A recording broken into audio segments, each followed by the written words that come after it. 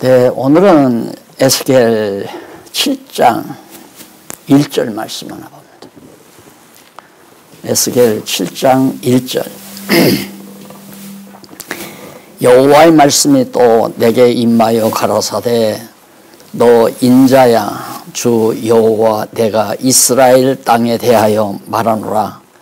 끝났도다. 이 땅 사방의 일이 끝났도다.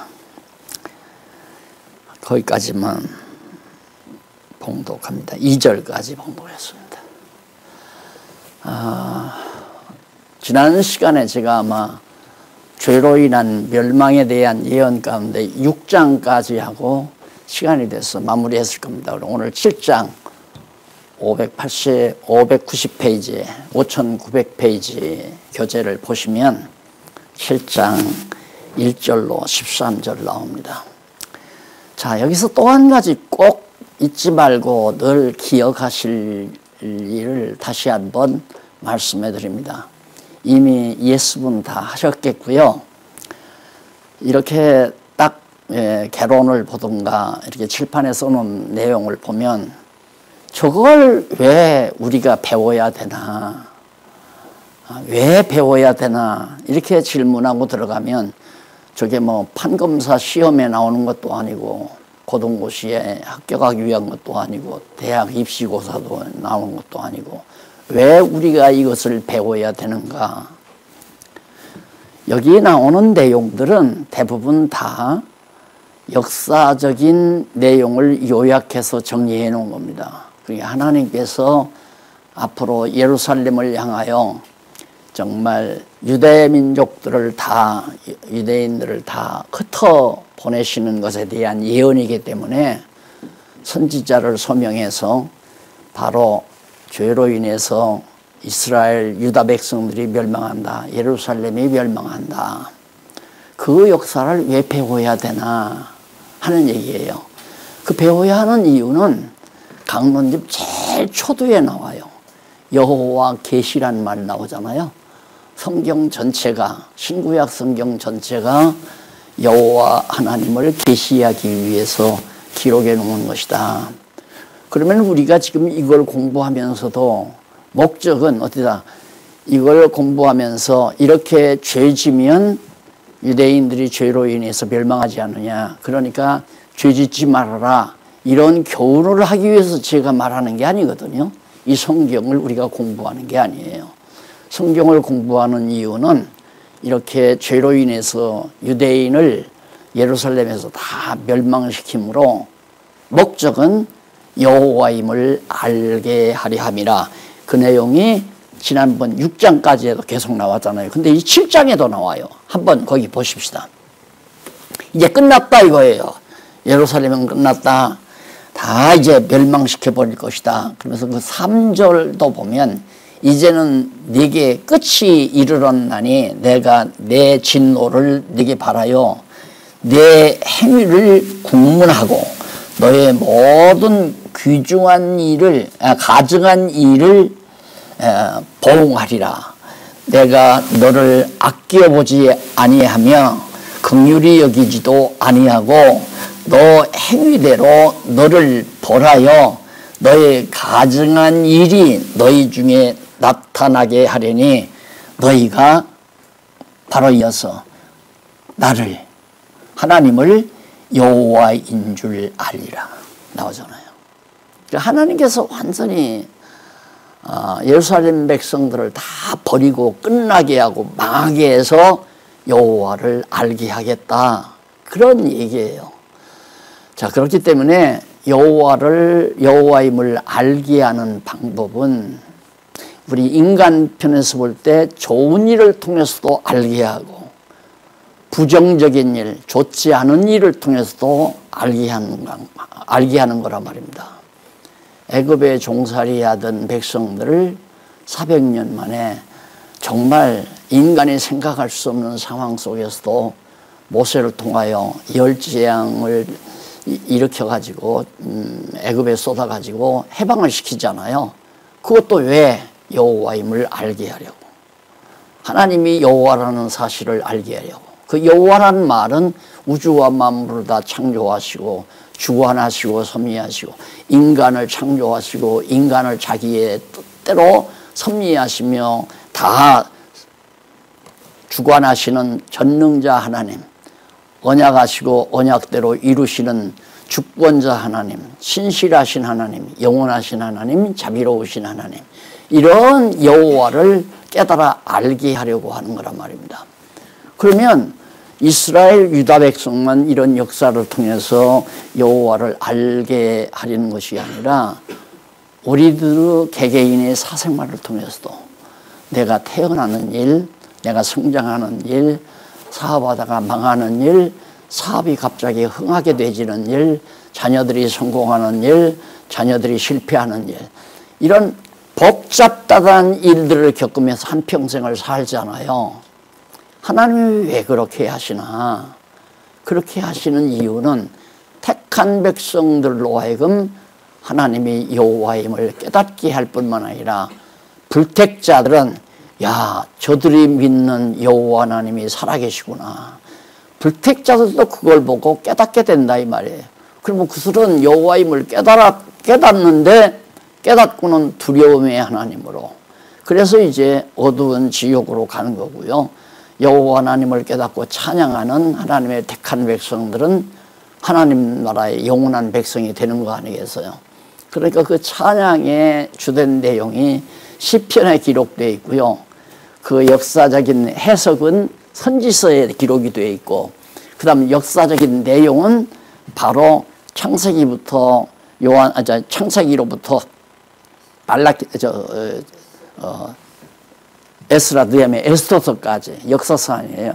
구약의 에스더서까지는 하나님이 역사를 섭리하시는 내용이 기록되어 있고, 그 내용을 통해서 깨달은 여호와 하나님을 찬양하는 내용이 욥, 시편, 잠언, 전도, 아가서 나오잖아요. 그러니까 욥도 정말 하나님 잘 경외하고 부유하게 잘 살았잖아요. 그런데 왜 하나님이 사다리에 매겨서 망하게 해요? 바로 여호와 하나님의 전능하심을 깨달아 찬양하게 하려고. 안 그러면 그냥 하나님께서 평탄케 하면 주어진 부요함을 가지고 자기 영광을 위해서 하나님 잊어버리고 살 가능성도 있을 뿐만 아니라 욥의 신앙을 좀 더 성숙시켜야 되는데, 성숙시키는 방법은 한번 내려갔다가 올려놓는 길. 그러니까 쇠가 강해지려면 담금질을 여러 번 해야 되잖아요. 강한 쇠는 담금질이란 뭐냐면 불에다가 아주 뜨겁게 달궈 가지고 갑자기 물속에다가 이제 집어넣으면 그게 한 번 담금질이거든요. 그 담금질을 여러 번 하게 되면 쇠가 강해지는 것처럼 하나님께서도 우리의 신앙을 강하게 하려면 여러 번 담금질을, 꼭 죄만 있어서가 아니라 죄 없어도 하나님께서 담금질을 하는 게 욥의 경우고요. 이런 경우는 죄로 인해서 망하게 해가지고 담금질을 하는 거죠. 왜? 깨닫게 하려고. 나는 그걸 싫어해. 그 죄가 뭐냐면 그 뒤에도 계속 나와요. 이제 살펴보면 나오는데 우상 섬기는 거하고요. 부요하니까 그걸로 오만방자하게 자만 떨고 사치하고 이런 생활하니까 하나님 멀리하잖아요. 그러니까 그러면 안 된다는 걸 깨달아 알게 하기 위해서는 가난하게 망하게. 예루살렘 성전, 유대인들이 예루살렘을 얼마나 자랑을 했는데요. 여기에는 하나님이 거하시는 보좌다 해서 예루살렘을 황금으로, 그 성전을 황금으로 지어놓고 솔로몬의 왕궁도 황금으로 지어놓고 이방인들, 그 주변에 사는 이방인들은 꿈도 못 꿀 수 있는 그런 시설을 갖추고 살기 때문에 자랑거리란 말입니다. 그런데 세월이 가면서 백성들이 자꾸만 하나님의 눈으로 보이지 아니하니까 여호와 하나님을 멀리해요. 그래서 하나님을 갖다 우상으로 만들어요. 우상.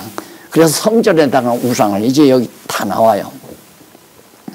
그러니까 그대로 놔두면 안 되잖아요.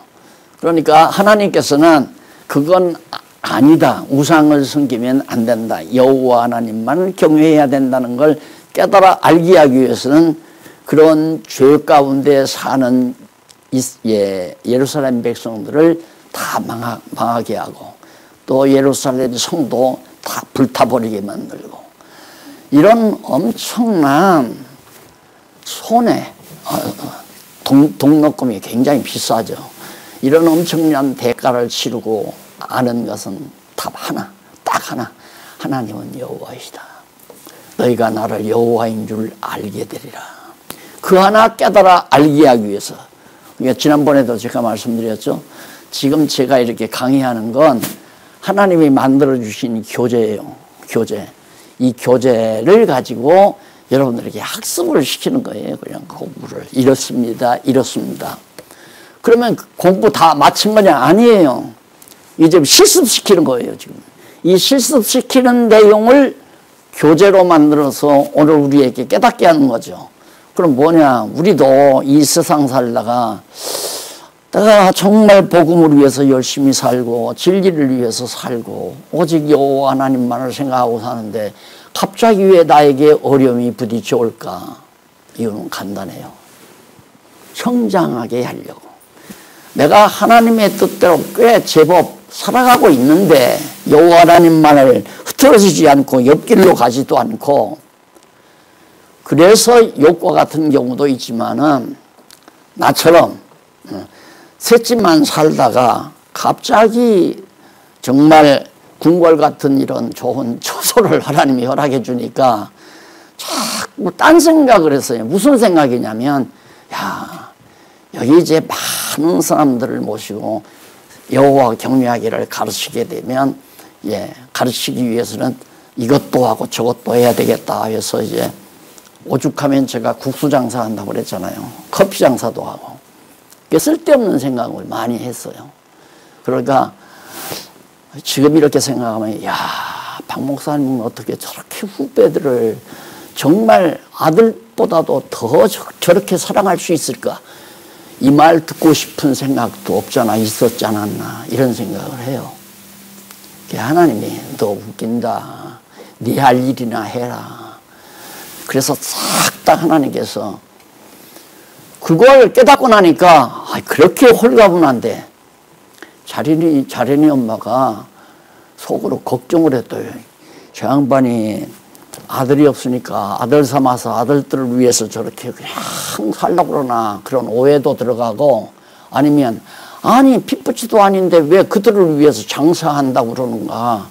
틀림없이 커피숍 하면 자기 주방에서 그릇 닦고 그러라고 할 거 아니에요. 나는 커피 달려다 주고 국수 장사를 해도 왜 마지막 다 정리하고 나니까 연보가 해마다 줄어들어요. 연보가 해마다 자꾸만 줄어들어.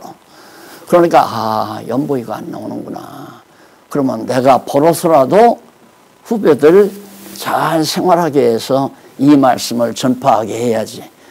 이런 쓸데없는 생각을 하니까 하나님께서 너는 그 쓸데없는 생각, 너 할 일이 따로 있어 하고 싹 흩어버렸잖아요.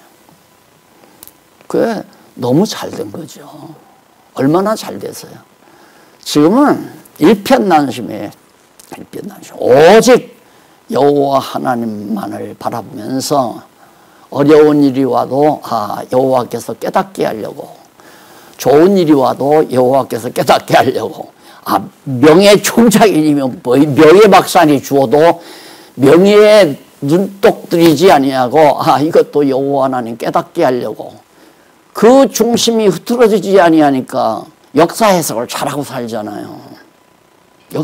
지금 역사 해석 잘하죠 제가. 예? 그러니까 되어지는 일에 함몰되면 안 돼요. 지금 가정경제가 어려워진다. 거기에 빠져버리게 되면 공부하는 것도 잊어버리고 여호와도 잊어버리고 점점 딴 사람이 되져가요. 딴 사람이. 그런데다가 하나님의 말씀 듣기도 싫고 성경 공부하기도 싫고.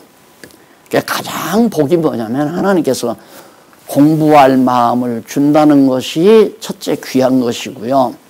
공부하고 나면 이렇게 공부하면 성경만 보고 학습만 할 게 아니라 내 생활 속에서 역시 실습도 해야 되는 거구나. 오늘 직장을 나갔는데 갑자기 상사가 나한테 불만을 털어놓고 당신 그러다가는 제명시켜가지고 뭐야 퇴직시킨다고 그런 공갈 협박을 듣고 나면 분이 나고 화가 나고 치밀어서 결국에는 실수하게 되잖아요.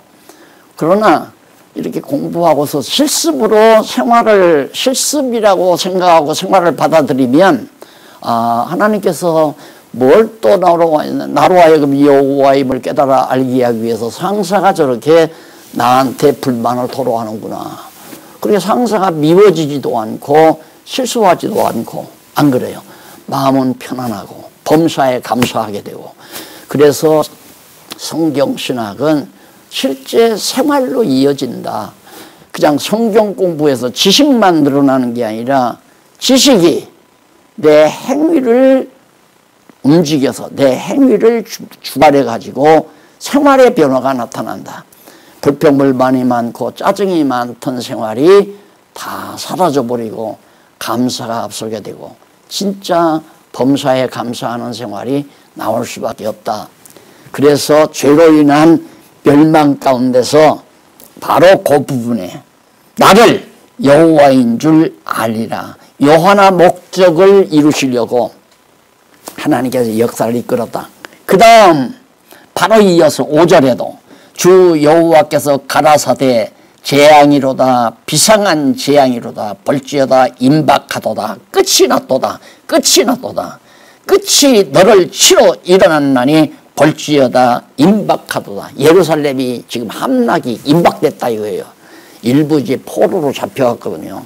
에스겔은 포로로 1차 포로로 5, 6년 전에 잡혀갔단 말입니다. 시드기야하고 왕하고 같이 잡혀갔는데 예루살렘이 이제 다 망한다. 끝났다 나오잖아요. 근데 왜 하나님께서 그렇게 끝나게 하시는가? 거기 어디 한번 또 보시면요. 9절 내가 보시면 9절 내려가서 9절 한번 보세요. 내가 너를 아껴보지 아니하며 사정없어요. 너를 안 아낀다. 아니하며 긍휼히 여기지도 아니하고 네 행위대로 너를 벌하여 너의 가증한 일이 너희 중에 나타나게 하리니. 그렇게 하나님께서 긍휼히 여기지도 않고 불쌍히 여기지도 않고 하나님께서 아주 그냥 매몰차게 그렇게 하시느니 나 여호와가 치는 줄을 네가 알리라. 내가 여호와 하나님이 너를 그렇게 때리는 것을 네가 알게 될 거다 이거예요. 결국은 알게 하려고 여호와임을 깨달아 알게 하려고 그렇게 하나님께서 모질게 예루살렘을 멸망을 시킨다. 그래서 모든 역사는 간단하게 얘기해. 모든 역사, 성경에 나오는 역사나 일반 역사나 세계사나 동양사나 서양사나 한국 역사나 내 개인의 역사, 가문의 역사 이런 모든 역사는 우리 택한 백성들에게 여호와 하나님을 깨달아 알게 하려는 것이다. 역사라고 하는 그렇게 간단하게 역사 정의를 우리는 할 수가 있거든요. 그게 하나님의 섭리니까. 그러면 성경이 나오는 것만 하나님의 섭리고 일반 지금 현재 우리나라에서 이루어지고 대통령이 누가 되고 하는 거 그건 하나님이 간섭만 안 해 다 해요. 모든 역사 하나님이 다 주관한다. 내 가정사도 주관하고 그게 다 이유는 가정사가 잘 돼서 가정이 튼튼하게 세워지고 예수 믿으면 이렇게 잘 된다 하는 걸 많은 사람들에게 빛으로 드러내고 허울 좋죠. 거기에 목적을 두면 큰 문제가 생겨요. 궁극적인 목적은 아무리 내가 치욕적인 일을 겪는다 할지라도 그것도 내 개인의 역사란 말입니다. 그 역사가 뭐냐? 여호와임을 깨달아 알게 하려는 하나님의 교육 방법이다 라는 얘기예요. 그거 딱 기억하시면 오늘 공부는 상당히 거의 맥을 붙을 수 있습니다. 근데 오늘 공부뿐만 아니라 성경을 대할 때 과거 이게 지금 주님 오시기 이전 지금으로부터 약 한 2500여 년 전에 있었던 일을 우리가 왜 여기 앉아서 공부를 해야 되는가. 여호와임을 깨달아 알게 하는 데 목적이 있어요. 그래서 성경은 여호와 계시다. 이게 바로 성경의 단일 주제란 말입니다. 여호와께서 당신을 계시하시는 방법이에요. 이게 여호와께서 나에게 계시하는 방법이 내 가정의 역사고, 여호와께서 나에게 계시하기 위해서 날 태어나서 지금까지 살게 하신 내 생애고, 그래서 내 일평생 생애를 잘, 생애 과거를 이렇게 잘 살피면서 해석을 하면, 아, 정말 모두가 여호와께서 하셨다. 정말로 여호와께서 하셨다. 그때 그 양반이 나한테 왜 그렇게 했나? 이렇게 생각해. 아, 여호와께서 오늘이 있게 하려고. 전부 이게 퍼즐 맞듯이 맞아떨어졌잖아요. 내 인생 자체가. 그러니까 답답한 일이 없죠. 답답한 일이. 답답할 것도 없고 궁금할 것도 없고 깔끔하게 오직 여호와 하나님 한 분 알고 경외하면 되니까. 그래서 성경신학을 하게 되면 머리가 우선 맑아지고, 그 다음 머리에 처음에는 내가 구슬알처럼 남는다고 했잖아요. 땡그랗게 여호와 하나님 구슬알. 그런데 여호와 하나님이 영원한 분이니까 점으로 남아요. 점이라고 하는 건 있고도 없고 있는 거 아니에요? 그러니까 보이지 않는 하나님이 내 머리를 완전히 장악하고 살아가는 상태. 그래서 여호와께서 이루어지게 하는, 되게 하시는 대로 살아가면, 아침에 땅이라서 아, 뭔 일하고 뭔 일을 해야 되겠다. 이 생각 자체가 벌써 함정이에요. 잘못하면 내가 오늘은 뭔 일하고 뭔 일을 해야 되겠다 했는데 안 되거든요. 그러면 짜증 부리면서 저녁에 퇴근한단 말입니다. 그러지 말고 어떤 소원이면, 아, 오늘 어떤 분을 만나야 되겠다. 사업상 만나야 되겠다. 그렇게 생각을 했으면, 아, 하나님께서 그분을 만나게 하시면 오늘 만난다. 이렇게 생각을 하고 아침 일을 출발하면, 갑자기 전화가 와가지고, 오늘 제가 바빠서 못 가겠습니다. 아, 하나님께서 오늘은 만나면 안 되게 하는 거구나. 실망할 것도 없어요. 아, 그 사람 만나서 오다 따가지고 사업이 잘 돌아갈 줄 알았더니만 왜 또 변심을 했나. 그러면 별 생각을 다 하죠. 어떻게 좀 그분에게 가서 사정을 하나, 어떤 방법을 쓰나, 안 그러면 다른 곳을 알아보나. 그래 복잡한 머리를 굴리면서 한다 이 말이에요. 근데 이렇게 공부하고 나면 아침에 땅이라도, 아, 오늘은 하나님께서 어떻게 또 누구를 만나게 하실까, 누구를 만나서 무슨 일이 이루어지게 하실까.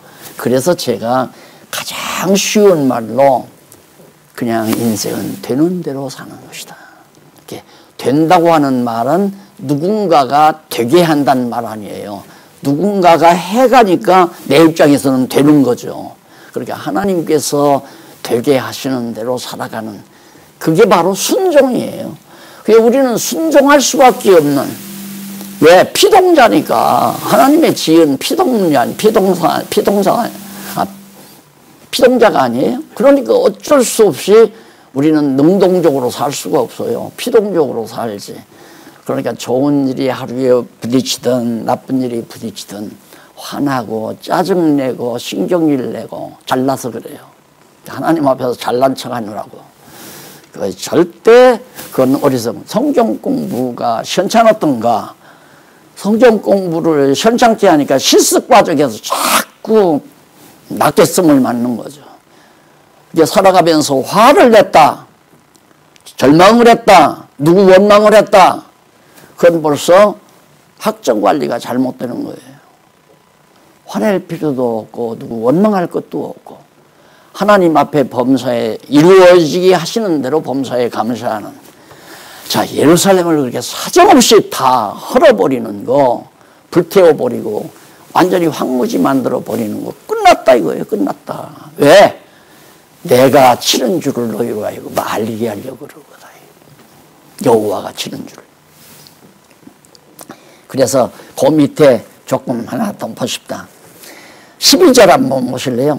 때가 이르렀고 날이 가까웠으니 사는 자도 기뻐하지 말고 파는 자도, 물건을 사는 자도 기뻐하지 말고 물건을 파는 자도 근심하지 말 것은 진노가 그 모든 무리에게 멸망하리로다. 사는 자나 파는 자 모두에게 진노가 하나님의 일만다. 그러니까 여기서 보면 우리들이 자꾸 하나님을 빼놓게 되면 긍정적인 일, 부정적인 일로 나누어 놓고 살잖아요. 오늘 나가서 장사가 잘 돼서 평균 수입보다 많으면 잘 되는 거고, 코로나 때문에 손님이 안 와서 평균 수입도 못 뜯으면 잘못되는 거고, 그 생각 때문에 인생이 불행한 거란 말입니다. 근데 성경을 보면 많이 팔리는 것도 좋고 안 팔리는 것도 좋고, 반대로 많이 팔리는 것도 나쁘고 적게 안 팔리는 것도 나쁘고, 하나님의 일에 좋고 나쁨을 우리가 판단하면 안 된다 이 말입니다. 하나님이 좋으시니까 팔게 만들고 하나님이 좋으시니까 사게도 만드는데, 하나님께는 사는 것이나 파는 것이나 다 일반, 왜 다 멸망시켜 버릴 것이니까. 그러면서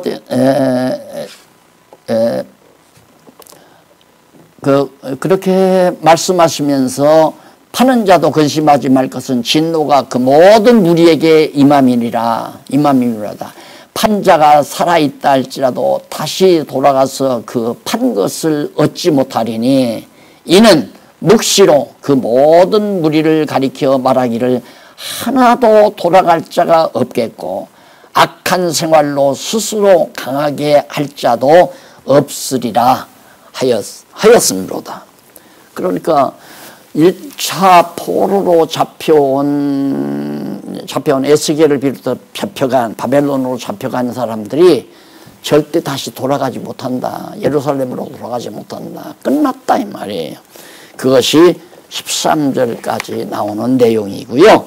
그 다음 7장 14절로 22절까지 보면 거기 은과 금을 잘못 사용한 죄로 진노가 임할 것을, 죄로 인한 멸망 가운데 나오는 거예요. 은과 금을 잘못 사용해. 하나님께서 솔로몬 때 막 하나님이 지혜만 달라고 솔로몬이 구했는데 하나님이 돈도 주겠다, 부도 허락해 주겠다 해가지고 솔로몬 때 얼마나 황금을 많이 사들였어요. 돌같이 많다고 그랬으니까.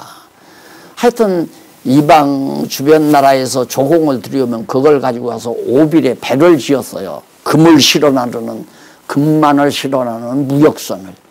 그렇게 해서 금을 실어 날렸으니까 솔로몬이 자기 집을 갖다가 황금으로 지었죠. 그렇게 금을 하나님께서 부여를 줬는데 그걸 가지고 결국에는 오만방자하게 교만하고 자만하고 쾌락을 누리고 호의호식하고 그러면서 자만에 빠지고 이렇게 해가니까 결국 하나님께서 다 그것을 쳐버리겠다 그런 얘기죠. 거기 한번 보실래요? 18절 그들이 굵은 배로 허리를 묶을 것이요 두려움이 그들을 덮을 것이요 모든 얼굴에는 수치가 있고 모든 머리가 대머리가 될 것이며 그들이 그 은을 거리에 던지며 그 금을 오예물같이 여기리니 이는 여호와 내가 진노를 베푸는 날에 그 은과 금이 능히 그들을 건지지 못하며 능히 그 심령을 족하게 하거나 그 창자를 채우지 못하고 오직 죄악에 빠지는 것이 됨이니라. 다 망한다 이거예요. 그래서 20절 그들이 그 화려한 장식으로 인하여 몸에 화려한 장식품으로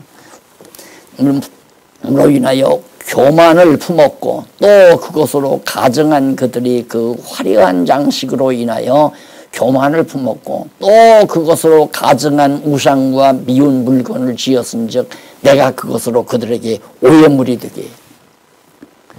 하나님이 이렇게 부를 주시면 그것이 타락의 요인이 되기도 해요.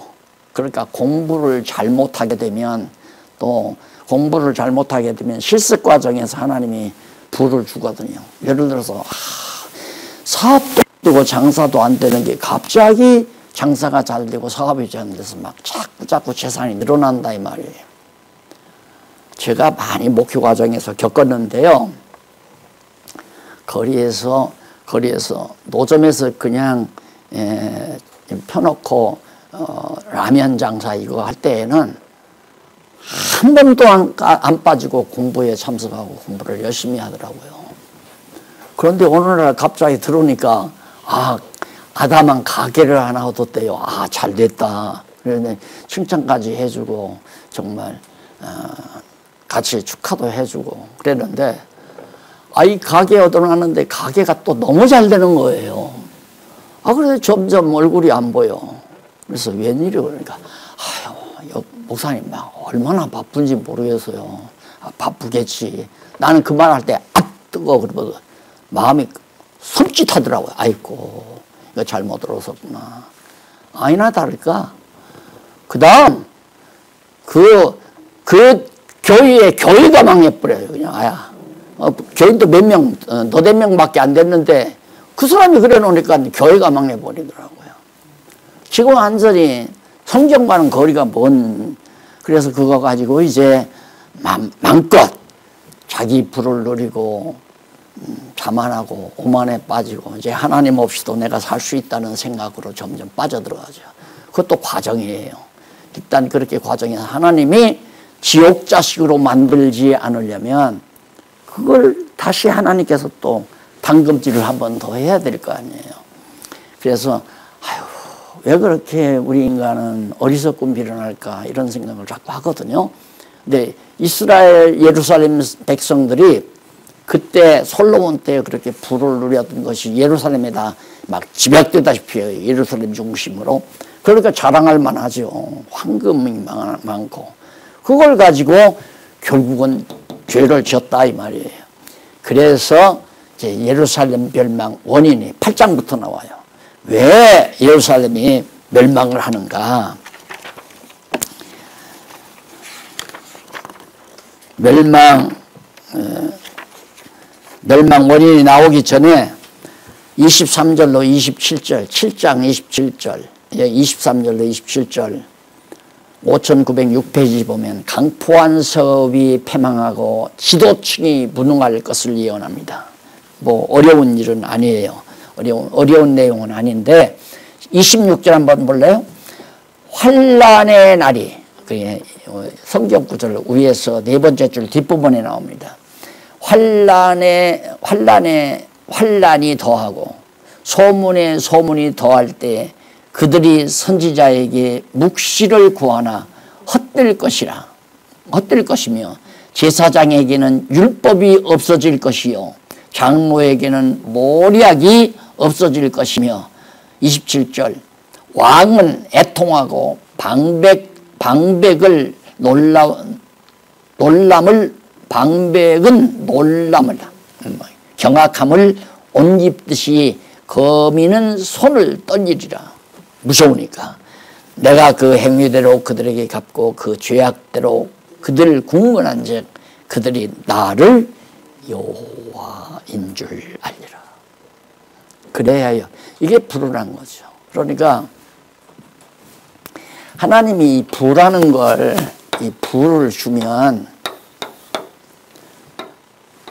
미련한 자, 지혜자, 미련한 자는 이 불을 자기 영화, 부와 영화를 누리는 데 치중을 해요. 이 지혜자는 선한 일에 부여해요. 선한 일에 부욕해 하시려고. 그러니까 공부와 학습과 실습을 잘 해놓으면 아무리 돈이 많아도 상관이 없죠. 왜? 돈이 목적이 아니니까. 그럼 하나님이 왜 이 돈을 나에게 주셨는가? 그걸 깨달으면 아하, 하나님은 선한 일에 부욕해 하시려고 나에게 주셨구나. 바울이 그랬잖아요. 바울이 이제 선교를 하는데 성도들이 하나님의 성령의 감동을 받으면 선교비를 많이 보내줘요. 그러면 이제 좀 여유 있게 살면서 열심히 복음을 전하죠. 그런데 선교비가 적게 들어와요. 그러면 가난하게 살면서 자비량하면서 자기가 돈을 벌어다가 자비량하면서도 뭘? 복음 전하는 일을 정말 절대 뒤로 미루지 않는다 이 말이에요. 그게 이제 선한 일에 부요한 삶을 사도 바울이 살았던 건데 그 일의 일체의 비결을 배웠다. 그건 뭐냐? 하나님이 부요하게 하시든 가난하게 하시든 부요하게 하시면 부요하게 정말 선한 일에 부요하게 일할 수 있고 가난하게 하시면 가난하게 선한 일에 부요하게 할 수 있고 가난한 속에서도 최선을 다해서 자기가 자비량해서 선한 일을 할 수 있고 이게 이제 사도 바울이 했던 삶의 모습이거든요. 그런데 보통은 미련한 성도들은 돈이 벌리면 벌써 선한 일의 등한이에요. 선한 일에. 자기 일에, 자기 개인의 영화와 개인의 어떤 성공을 위해서 힘쓰고 하나님의 영광을 위해서는 뒤로 미루고 삶의 목적이 자기 중심이냐 하나님 중심이냐로 판가름 나잖아요. 그러니까 하나님께서 인류 역사를 당신 여호와임을 깨달아 알고 경외케 하려고 역사하시는 거기 때문에 누구나 할 것 없이 목적은 여호와 경외하기를 배워서 인간의 제일 되는 목적대로 여호와 경외하며 사는 삶이 가장 지혜로운 삶이다. 그러니까 자기가 알잖아요. 자기가 나는 비교적 안전하게 지금 생활해 가고 있다. 그게 내가 늘 말하지 범사에 감사하고 이렇든 저렇든 기뻐하고 그리고 내 욕심을 구하지 아니하고 하나님이 기뻐하시는 일을 구하며 사는 그게 바로 정말 안전한 삶이거든요. 내 삶이 그렇게 되지면은 안전한 삶이다. 그런다고 해서 하나님이 또 실습 안 시키는 건 아니다 이거예요. 욥처럼 더 성장시키려면 실습도 시킬 수가 있죠. 그러나 하나님께서 일을 끝까지 해가려면 모세 마지막 죽는 날까지 일을 시키기 위해서 하나님이 모세를 인도에 가잖아요. 그러니까 우리가 이 세상 살면서 하나님의 섭리를 바르게 알고 산다는 건 매우 중요합니다. 그 다음에 이제 8장부터 10장까지가 8장부터 10장까지가 예루살렘 멸망 원인이에요. 예루살렘이 왜 멸망했느냐? 첫째 원인이 뭐냐면 우상죄로 인해서 멸망했다. 우상으로 인해서 멸망했다. 우상의 특징이 뭐냐면요. 우상을 섬기는 자가 우상이요.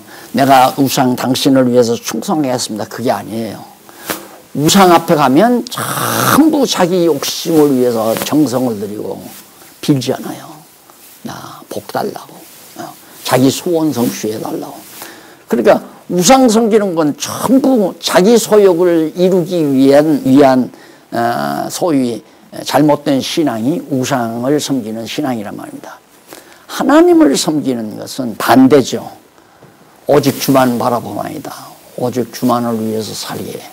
오직 주를 위해서 살고 주의 영광을 위해서 하나님의 영광을 위해서 여호와의 영광을 위해서 이게 이제 우리 기독교 신앙 성경대로 올바른 신앙인데 하나님은 안 보이잖아요. 안 보이니까 우상을 잘 만들어요. 인간들이 우상으로 빠지려면요.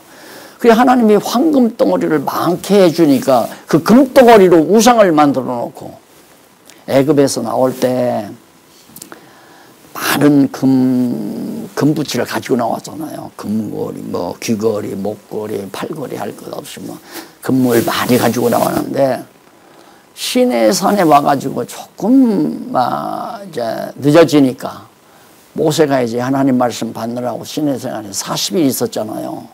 그러니까 백성들이 우리 인도자 모세가 죽었는가 보다 한 달이 지나도 안 오고 보니까 그러니까 막 아론한테 원망하고 불평하고 그러니까 금붙이 다 가져라고 그래가지고 그 금으로 그렇게 애굽에서 나올 때 금을 가지고 나오지 말았어야 돼요. 금 없으면 우상을 못 만들잖아요. 근데 그 금을 가지고 나오도록 하나님이 하게 해서 우상을 만들게 해가지고 처음에 가지고 왔던 돌비석 막 깨버렸잖아요. 모세가. 그러니까 그때도 벌써 우상은 안 된다는 걸 깨닫게 하기 위해서 실습재료로 쓰시려고 하나님께서 백성들로 애굽에서 금덩어리 가지고 나오게 한 거예요. 그러니까 오늘 우리가 이 땅에 살면서도 돈이 많아지면 나로 하여금 여호와 경외하기를 배우게 하려고 이 실습재료로 나에게 주었구나. 이거 가지고 잘 먹고 잘 살며 영화 누리고 오만방자하고 많은 사람에게 잘난 척하고 그러라고 나 성공하라고 돈이 많아지는 게 아니고. 맞잖아요. 성경이 그런 거라 이 말입니다. 그래서 그런 것들을 올바로 정리해서 정말로 우리가 이 과거 이스라엘 예루살렘 역사를 보면서 우리 역사도 바르게 해석하고 사는 것이 그게 지혜라 그 말이죠. 그래서 우상죄로 인하는데 우상죄가 어떤 죄인가 어떻게 했는가. 우상죄로 진노가 예언하는 것이 8장에 나와요. 8장에 나오는데 거기 넘어가서 5910페이지에 8번 나오죠. 우상죄로 인한 멸망 8장에서 10장까지 나와요. 그래서 우상죄로 진노가 예언하는 거의 8장인데 이 8장에서부터 10장까지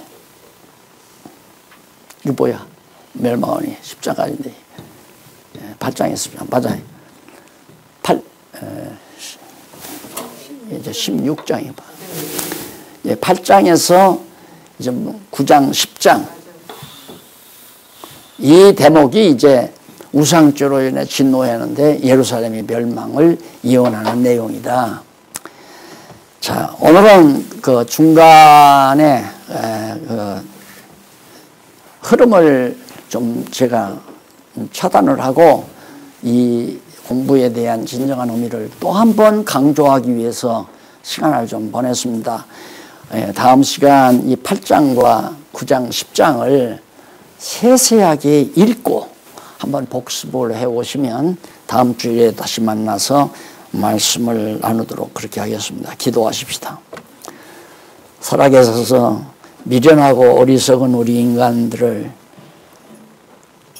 학습도 시키고 실습도 시키면서 하나님의 사람 만들어 가시는 하나님의 그 자상하심에 다시 한번 저희들이 감동할 수밖에 없습니다. 우리는 그것을 모르기에 짜증 부리고 원망하고 불평하고 괴로워하고 하나님이여 지혜와 총명을 주셔서 하나님을 하나님답게 여호와를 여호와답게 알고 경외하는 슬기롭고 지혜로운 종들 되게 하시옵소서. 예수님 이름으로 기도드립니다. 아멘.